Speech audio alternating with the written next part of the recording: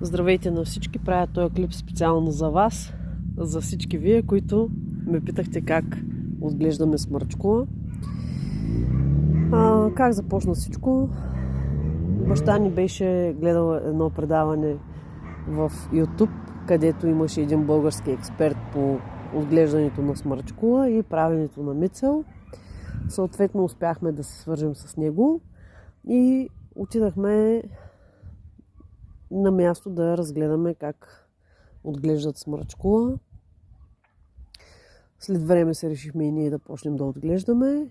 И ето на това място, тук беше празно място, решихме да сложим оранжерия. Мястото преди да сложим оранжерия трябваше да бъде фрезовано, добре фрезовано, за да може да няма проблем, когато се слага оранжерия. Не трябва да има стърчащи клони, защото когато се слага найлона да не стане на дупки. Съответно обработихме мястото и извикахме фирма от Русе, която да ни сложи оранжерията. Ето тук.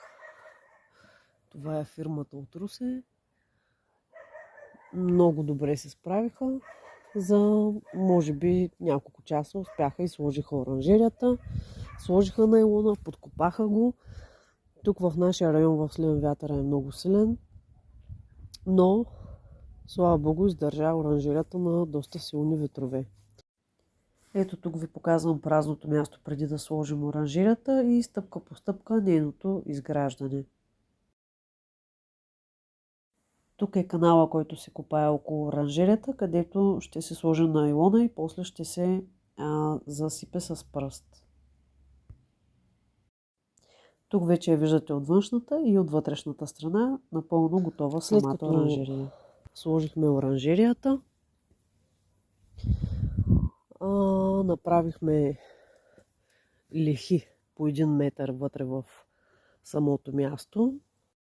Отляво и отдясно виждате лехите, които сме направили, прекопани, все още не закрити с черния найлон.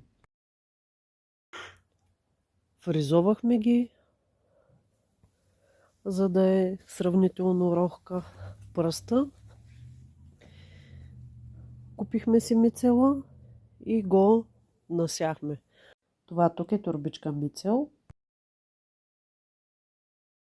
Сложихме мицела, изчакахме може би около 14 дена и навсякъде побеля. Ето тук ви показвам снимки как е побеляло навсякъде, след като сме засяли мицела. И нещо важно, след като се сложи мицела, се заравя с пръст отгоре. След като побеля, сложихме хранителните торбички. Тези хранителни торбички ни ги дават наедно с мицела. Ето това представлява една хранителна торбичка.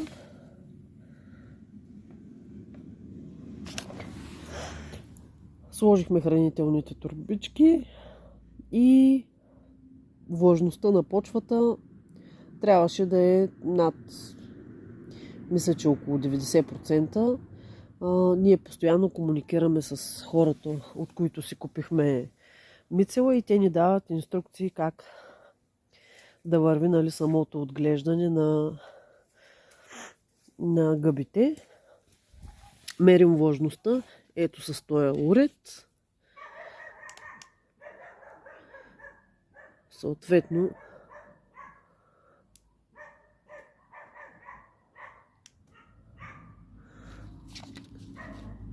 може би батериите са му изхабени в момента, изтощени, трябва да ги сменим. Но забиваме го в почвата и той показва влажността на самата почва. В началото трябва да е влажна, доста влажна. След като сложихме хранителните торбички, след известно време започнаха да се появяват първите малки гъбички, примоди.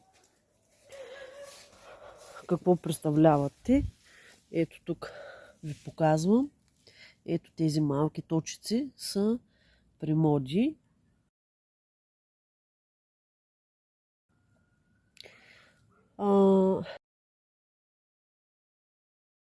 След като се появиха приморите, започнаха да се появяват първите малки гъбки и тогава повдигнахме на нейлона, като направихме оранжерийни тунели. Купихме арматура, увихме я и повдигнахме нейлона над самата арматура. Нещо много важно пропуснах да кажа, че преди да повдигнем нейлона на оранжерийни тунели, сложихме и засенчваща мрежа 80%. След като се появиха приморите, ние сложихме и капково напояване. Мъркоче с капково. Може би трябваше още в самото начало да сложим това капково напояване. Но тъй като не знаехме през зимата и студените месеци дали водата, от която се снабдяваме с капковото напояване, няма да измръзне, решихме да го сложим. Капковото напояване какво представлява?